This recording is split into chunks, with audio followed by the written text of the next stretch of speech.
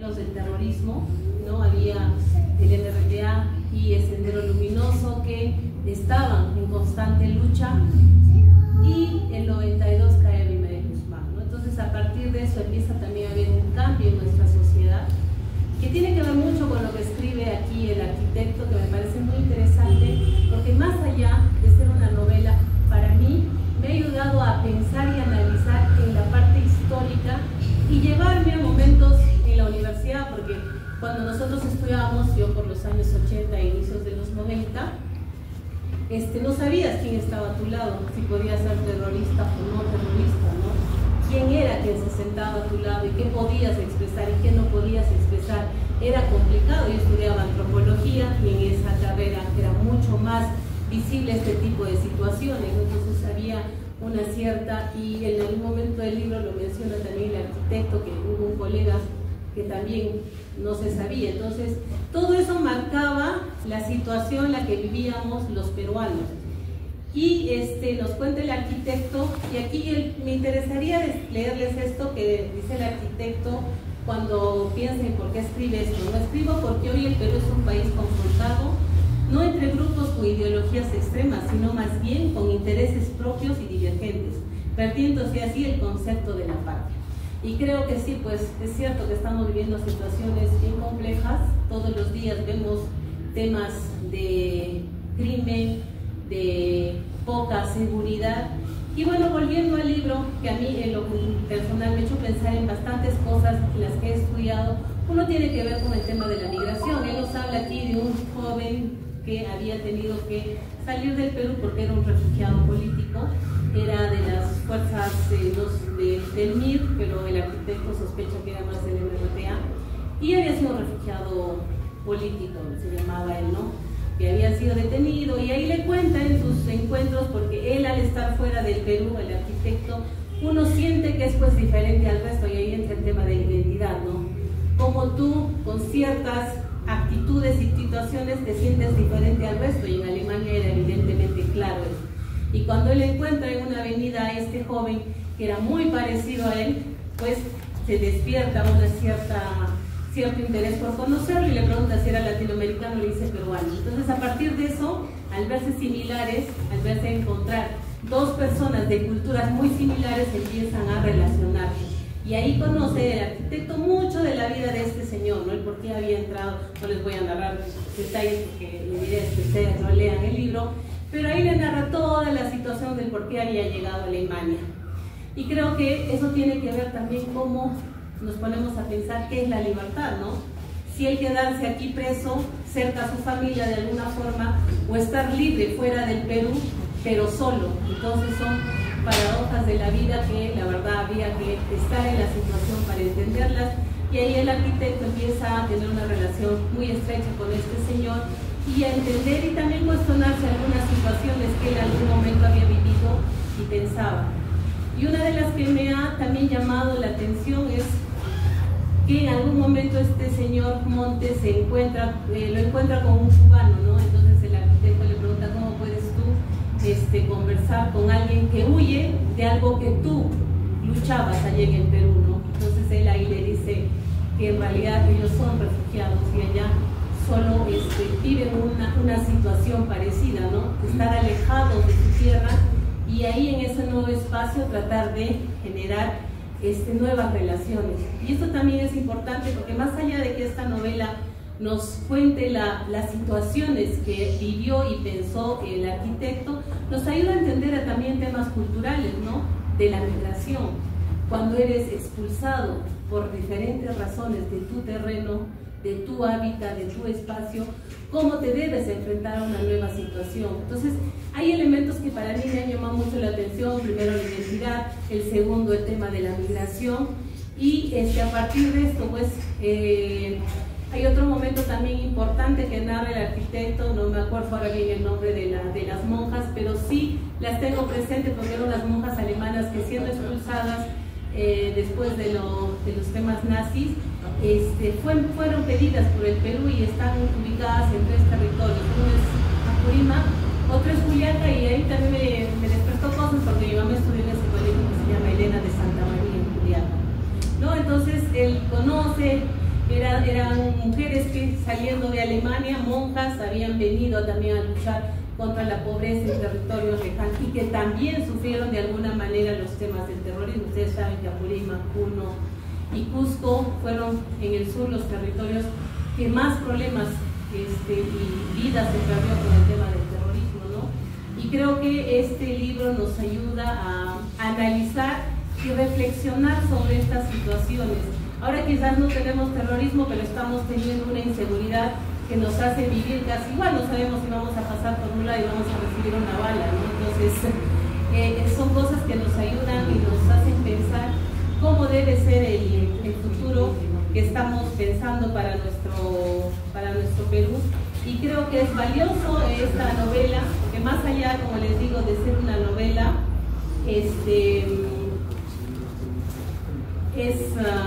nos ayuda a analizar lo que estamos viviendo. Y quería leerles este párrafo, ¿no?, que le decía él, ¿no? Este tema. Aquí en Alemania somos refugiados y por tanto de una sola clase social, ¿no? Lo primero es ser solidario con otros que como ya caímos en desgracia.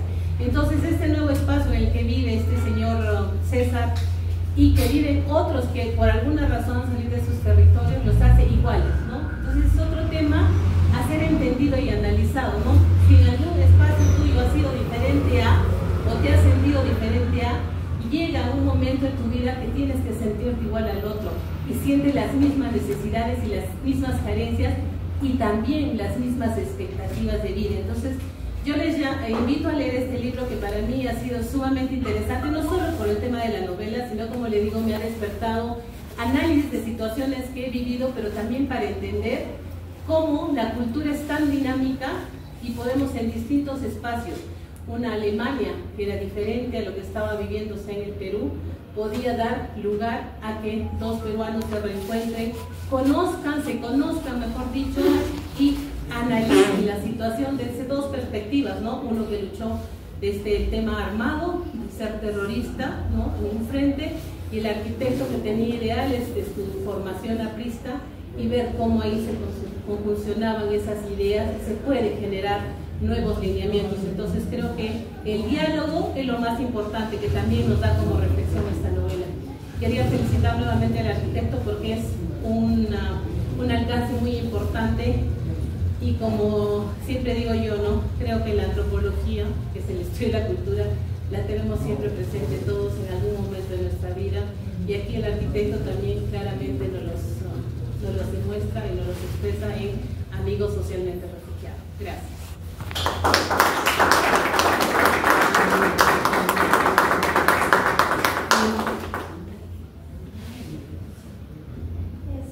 Seguimos con la participación del autor, el arquitecto Guido Dairo Orellana. Bueno, en primer lugar, muchísimas gracias a los amigos invitados que están presentes, a los compañeros que me acompañan. Creo que es importante comentar esta nueva aventura de mi vida, que es escribir. Hace muchos años, 2013 creo que fue, me aventuré a hacer un cuento de niños en un concurso que convocó Integra sobre el tema se llamaba Mi Nieto y Yo. Y obtuve una mención honrosa y desde allí tenía el ímpetu y las ganas de seguir escribiendo, de decir y hacer algo. Siempre he tenido una carga emocional y digamos hasta me autoculpaba en la parte final del cuento, lo van a ver, de un tema de que cuando uno genera una amistad, genera un cariño, genera un amor por último por este personaje por el que lo cuento, y me encarga un tema muy sencillo en la vida, que es traerle un regalo a su hijo, ya se había divorciado de su esposa. Y lógicamente esa noche, recuerdo, una semana antes de volver, creo, y yo seguramente para él también le era interesante, porque era otra versión de las cosas. Y lo interesante de esa amistad era que conversábamos a la franca, y ahí lo van a leer en los diálogos que tenemos. Pero esa parte final que les digo, cuando él me dice, salía yo de una tienda de regalos, en aquella época pues un Lego era un lujo para traer a tus hijos en el año 94, y le traía a mi hijo, al hijo menor, un Lego hermoso, Y él me dice, y ya cuando estaba yo con mi regalo, me dice, ¿me puedes llevar un regalo para mi hijo? Que ya se había separado de la esposa y tenía un hijo, 2, 3 años mayor que mi hijo.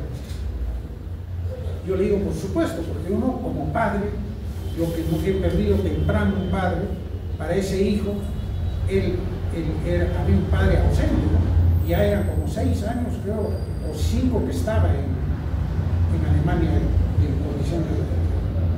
y no tenía nexo con su hijo ni con su ex esposa, menos con su familia. Incluso creo que pierde un padre y no asiste porque está de...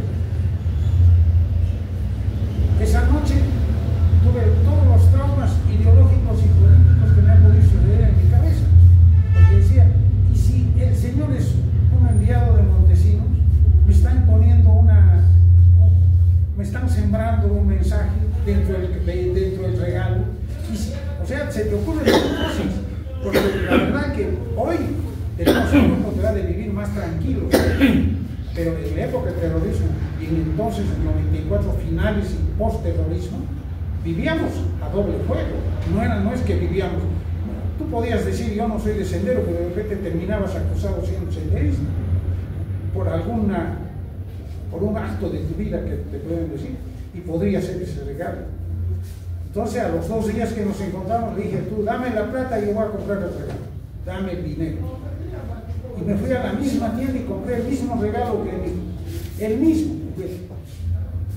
Y le dije, yo lo llevo. Ni le permití tocarle. Ya preparando mi maleta también en mi cerebro, seguía dudando del mundo en que vivíamos, y dije, no, lo cambio. El mismo, el que era para mi hijo, va a ser para él, y el del hijo del amigo, para mi hijo. Porque existen temores. ¿Y cómo entregar? ¿Cómo entregar ese regalo? Ahí en la historia les cuento cómo hago el acto de entregar, pero lo más doloroso es el final.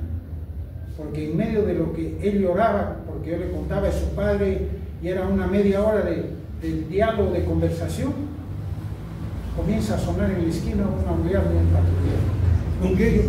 Un auxiliar, o sea, un del patrullero. La sirena del patrullero. Yo dije, ya estoy hecho. Y cobardemente abrí la puerta y lo volteé a mí. Y la verdad que creo que este libro para mí es resarcirme y confesarme de esa aparente cobardía que tuve esa vez, ¿no? Y porque ese niño de repente esperaba siquiera una hora más de diálogo, que le siga contando todo lo que había hecho yo con su padre en esas 9 semanas que estuve en Alemania, becado por el Senado. Y es por eso que me he aventado a hacer este documento.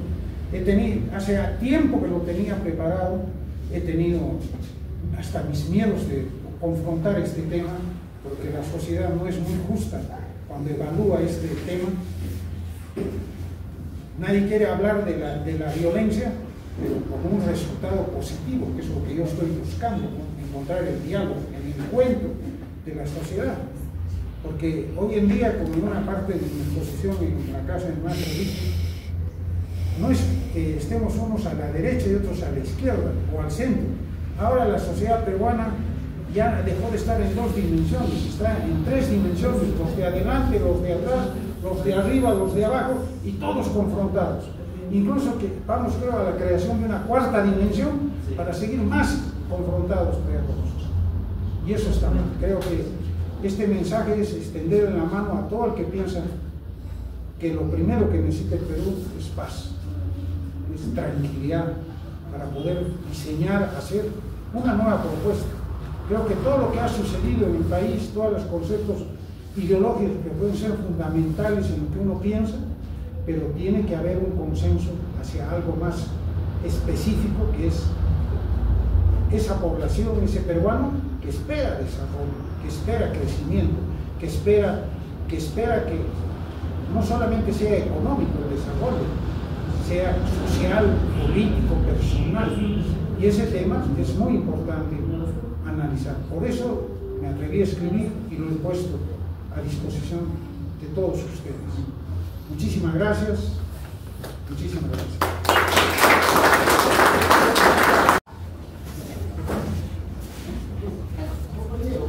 Mi izquierda, mi derecha.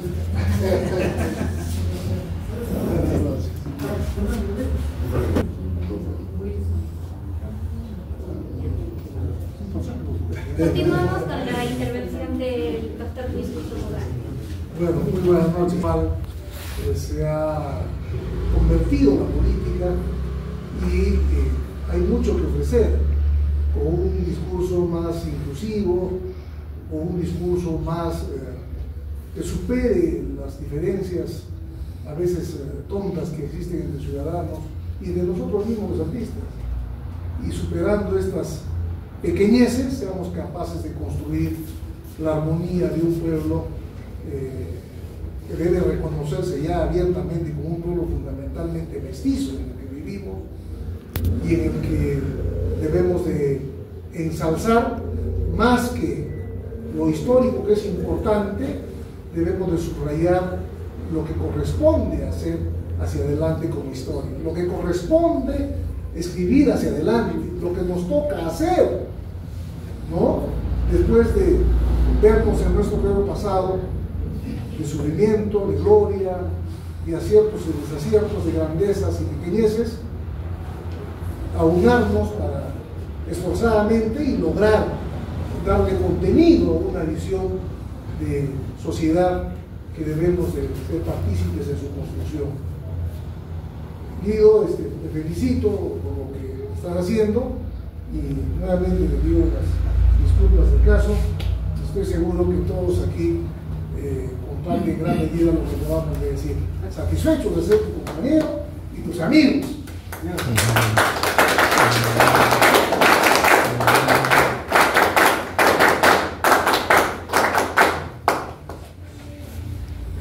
Si alguien del público desea participar o comentar. Sí, con ella. Tengo una entrañable cercanía, que lo que has hecho es encomiable en muchos sentidos. No lo he leído todavía, pero la síntesis es fantástica.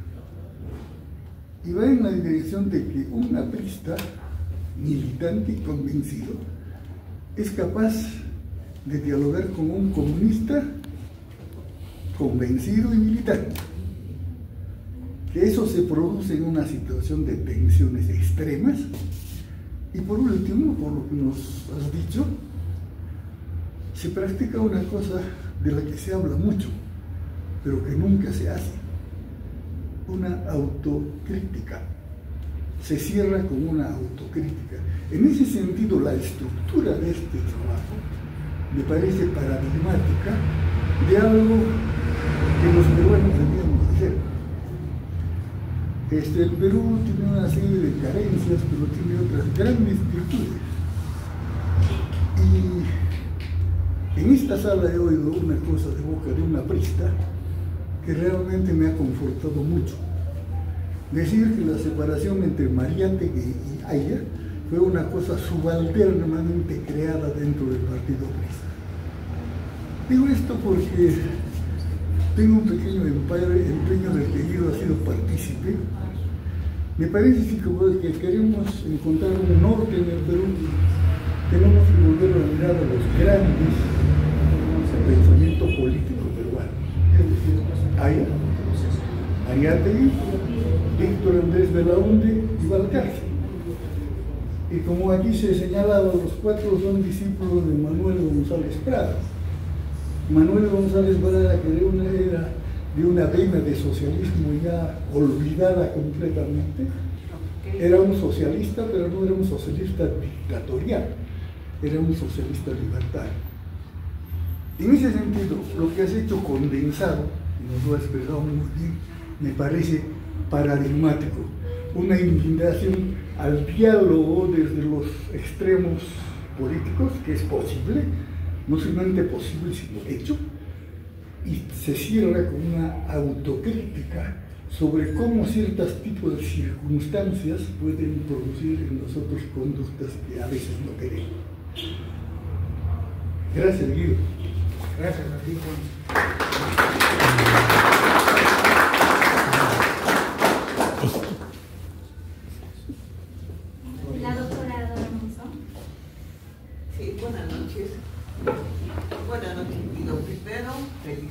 parte por tu obra.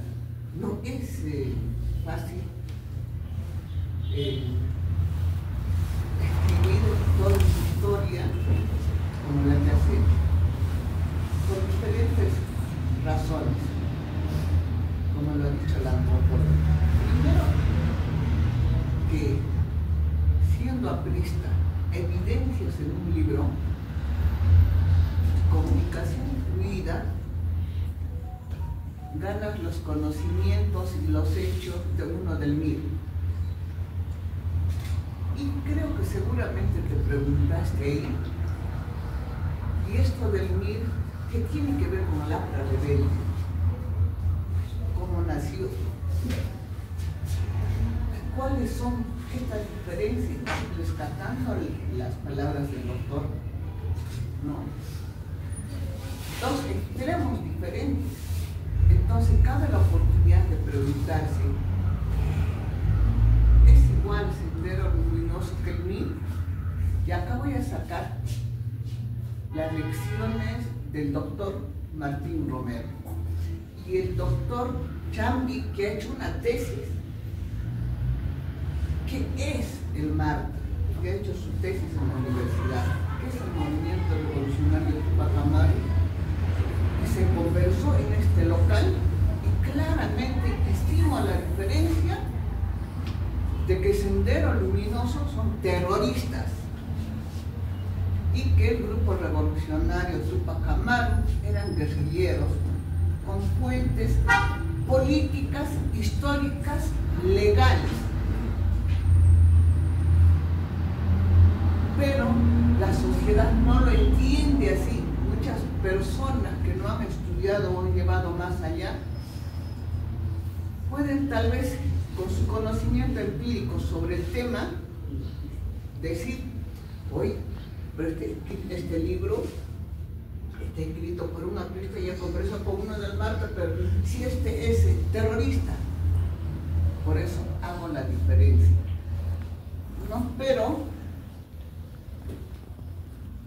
recordar vivir esos tiempos difíciles es transmitir la historia que no puede estar perdida para las nuevas generaciones.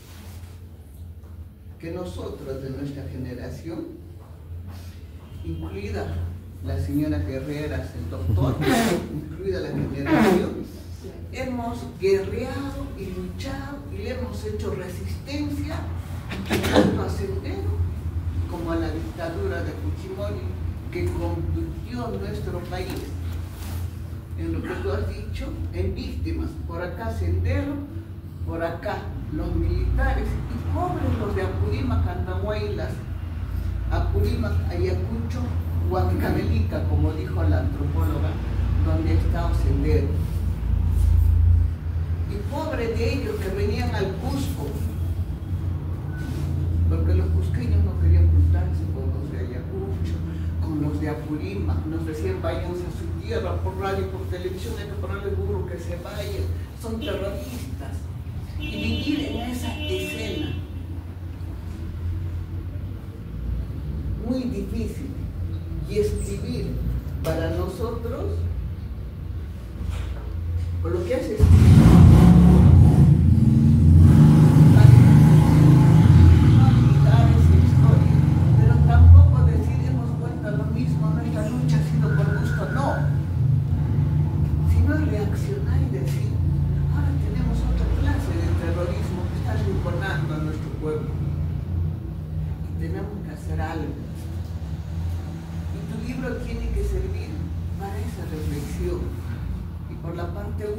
que has dicho, tiene que servir para aprender ahora, mañana o pasado a ser valientes y confrontar, como tú has dicho, algo, sacar esa espina de algo que te dolió seguramente por tantos años.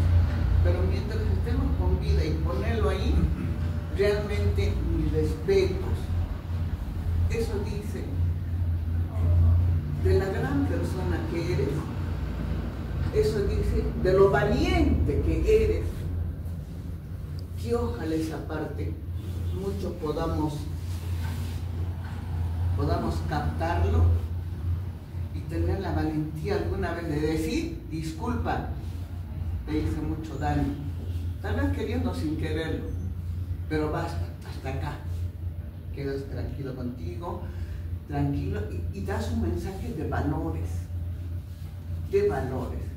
Yo te felicito, realmente tu trabajo va a ser para un estudio antropológico, histórico, para muchos debates de valores y ante todo histórico, para que la historia nunca más se vuelva a repetir y que nos muevan para tomar acciones ahora y otra vez empezar a trabajar para salvar a nuestro Perú. Felicitaciones.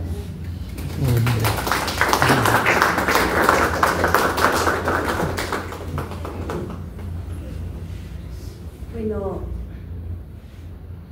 Guido, yo como tu amiga, desde tempranos años, ¿no? De mi infancia.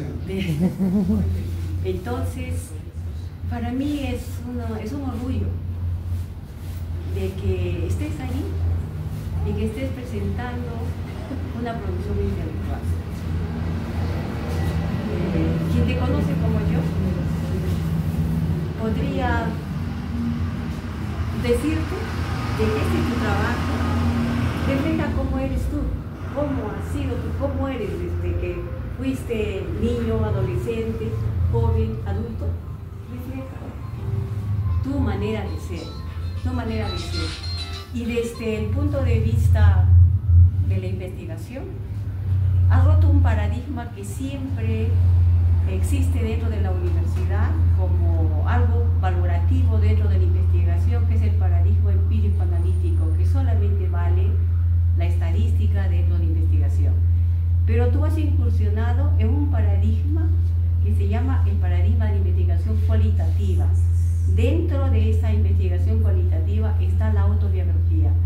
Y es un paradigma que recién está ingresando a la academia. Lógicamente que en otros países ya lo tienen bastante avanzado, ¿no? Investigación cualitativa es propio de las ciencias sociales, propiamente de las ciencias sociales, ¿no? Pero me encanta tu trabajo. Y no solamente es un aporte de lo que tú eres como persona, de todos los valores que sí lo practicas, porque muchas personas podemos escribir maravillas, pero en la realidad no la practicamos. Tú la practicas, Guido.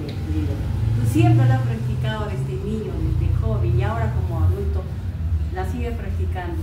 Yo me siento orgullosa de ser tu amiga, por eso estoy acá. Muchas gracias.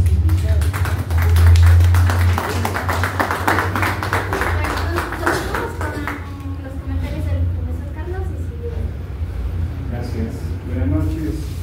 El texto titulado Amigos Socialmente Refugiados, que firma Guido Bairo, se inscribe en una producción literaria que saludamos, comprometida con un tema que me gustaría ilustrar con una breve lectura, primero de la presentación, habida cuenta que la mayoría de nosotros todavía no han leído el libro, yo tampoco.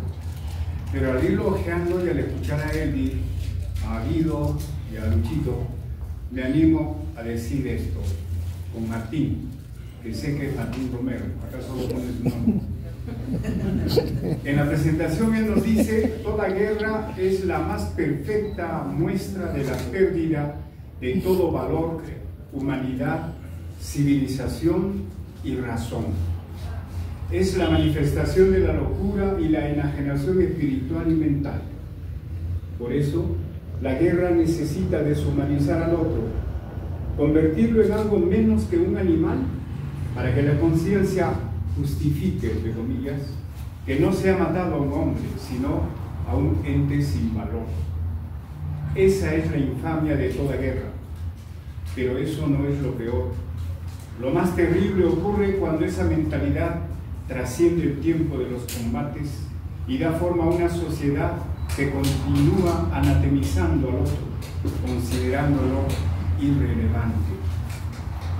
quiero complementarlo con el texto de Guido que dice: la última vez que vi a César. Días después lo encontré en una esquina conversando con un cubano. Hablaban sobre la cobertura de salud para refugiados, pues el cubano necesitaba asistencia médica para su esposa, que estaba próxima a dar a luz. Cuando estuvimos solos le pregunté cómo podía ser amigo de un renegado de Castro, si él era procastrista. Inmediatamente frunció el ceño y en un tono solemne me contestó: aquí en Alemania somos refugiados y por lo tanto de una sola clase social. Lo primero es ser solidario con otros que, como yo, caímos en desgracia. Allí comprendí que la ideología política no debía estar cargada de odios personales y que para llegar a esa conclusión primero debíamos experimentar la soledad y el sufrimiento extremos. Gracias.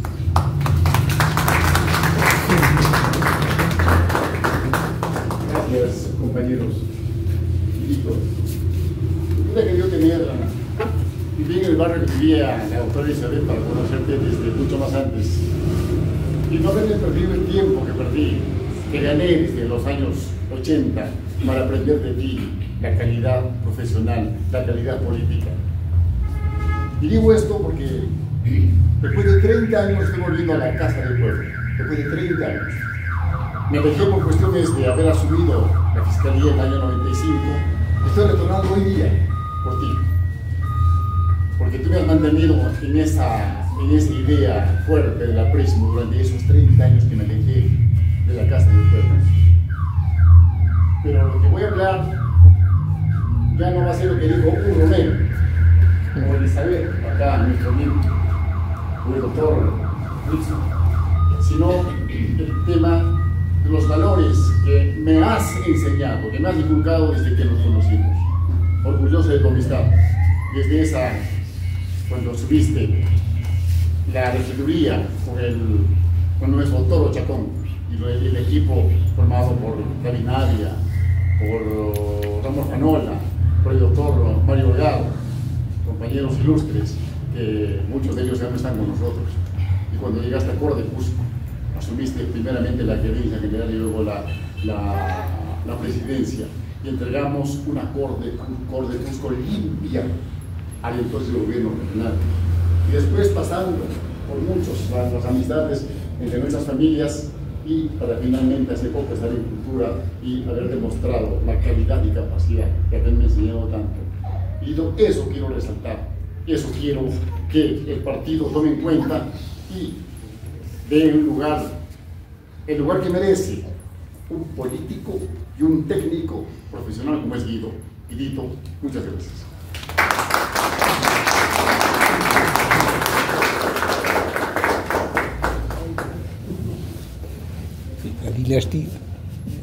Bueno, creo que para terminar, yo quiero agradecer las palabras de todos los que han intervenido. Gracias Juan, gracias Evi, gracias Marisa, gracias Carlos, gracias Pedro. Bueno, no sé quién me olvide, pero creo que cabalmente hoy sí me voy satisfecho porque he venido a mi casa. Han venido mis amigos, que no son también del partido, o los que ya no venían, ahora han vuelto, ¿no? Creo que ese hecho es importante, porque el mensaje del libro es ese: el Perú necesita unidad, porque si no, no vamos a caminar para nada, y eso es lo importante. Y una parte final de lo que yo he escrito es que también me obligó a hacer este análisis, que todo lo que ha sucedido en los últimos años, cuando se ha analizado la época de Fujimori, la época del terrorismo, hemos terminado en un documento que se llama La Verdad. La propia Iglesia ha tenido el coraje de hablar de la reconciliación. Y en esta historia yo sí cuento que mi corazón sí se ha reconciliado con este amigo César. Muchas gracias.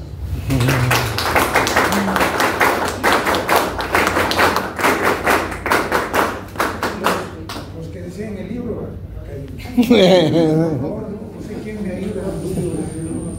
No, una docena.